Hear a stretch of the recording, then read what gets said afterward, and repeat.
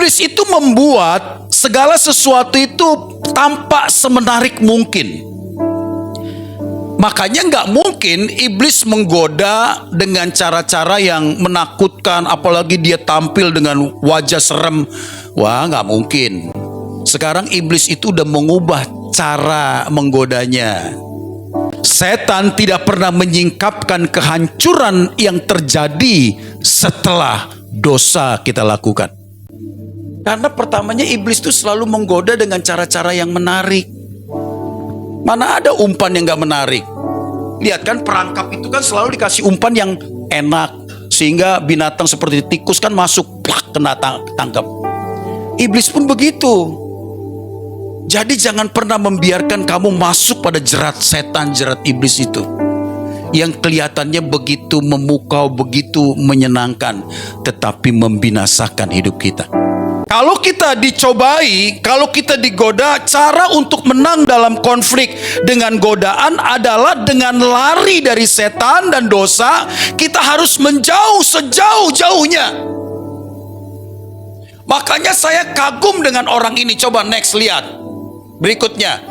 Nah, ini kalau kita lihat di Alkitab, ada anak muda yang hebat. Tentu kamu tahu siapa? Yusuf.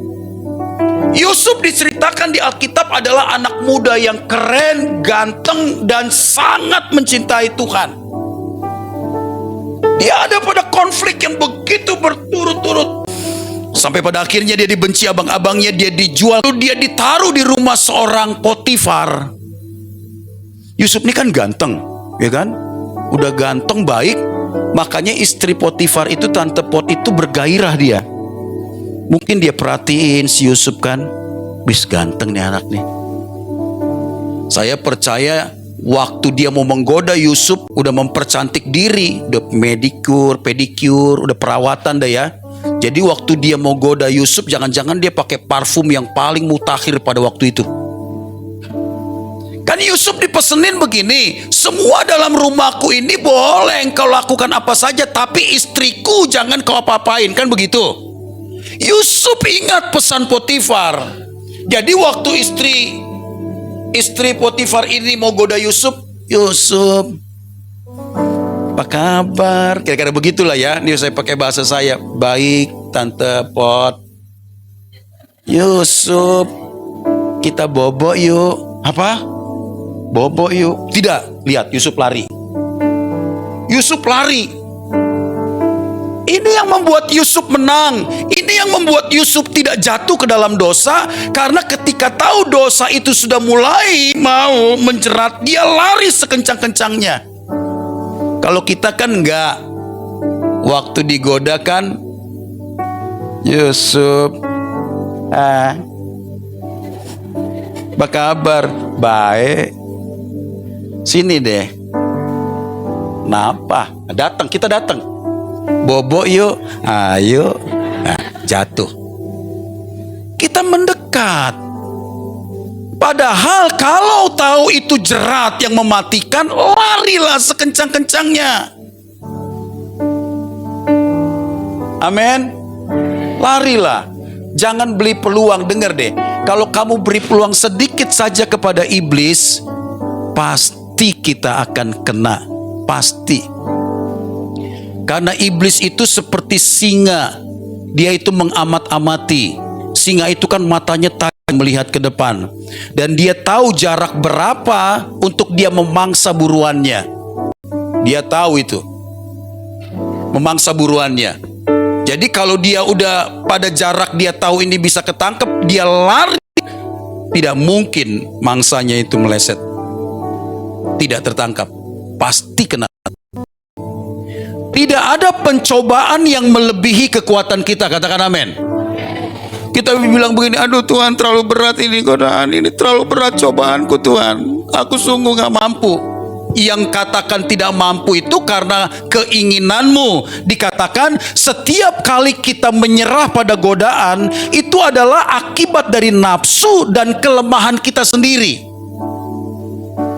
Percayalah, Tuhan tidak mungkin mengizinkan pencobaan itu melebihi kemampuan kita. Kalau kita membaca di Alkitab, siapa sih orang semenderita Ayub? Ayub itu sangat menderita sekali. Saya belum pernah membaca kisah orang semenderita Ayub. Mengapa begitu? Karena Ayub itu pertama, dia orang yang saleh, berarti dia orang baik. Kedua, Ayub itu konglomerat. Ketiga, Ayub itu punya keluarga baik-baik.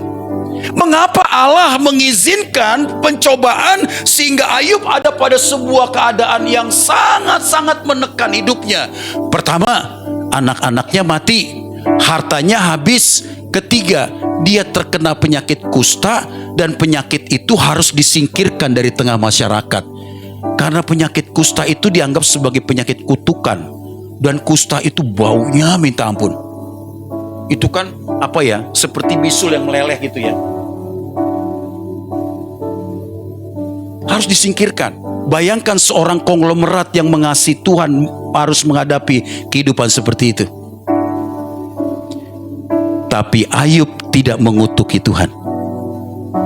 Dia berkata, masakan aku hanya mau menerima yang baik tapi menolak apa yang buruk. Kita pandang buruk, tapi itu cara Tuhan untuk mendidik kita, membawa kita untuk menjadi dewasa.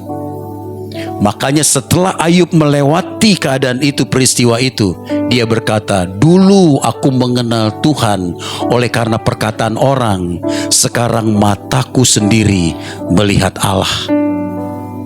Lihatlah, mana ada orang seberat Ayub, pencobaan yang dihadapi Ayub, tidak ada. Bahkan istri Ayub bilang begini, kutukilah Tuhanmu dan matilah engkau. Untuk apa aku bertahan dengan laki-laki seperti ini? Udah miskin, bangkrut, penyakit kusta pula. Matilah engkau, kutukilah Tuhanmu. Istrinya pun meminta dia untuk mengutuki Tuhan dan mati. Lihat betapa menderitanya Ayub. Tetapi lewat keadaan itu, Ayub tidak mengutuki Tuhan. Dan pada akhirnya dia berkata, mataku sendiri melihat Allah. Jadi kesimpulannya anak-anakku, saya mau katakan begini. Kalau engkau sedang menghadapi godaan, pencobaan, dengar baik. Mungkin Tuhan melihat jalanmu sudah serong. Kalau engkau menghadapi pencobaan, menghadapi godaan, mungkin engkau sudah keluar dari jalan-jalan Tuhan. Supaya Tuhan mengembalikan engkau kepada rancangannya. Dan kalau keadaan itu terjadi, dengar, jangan keraskan hatimu.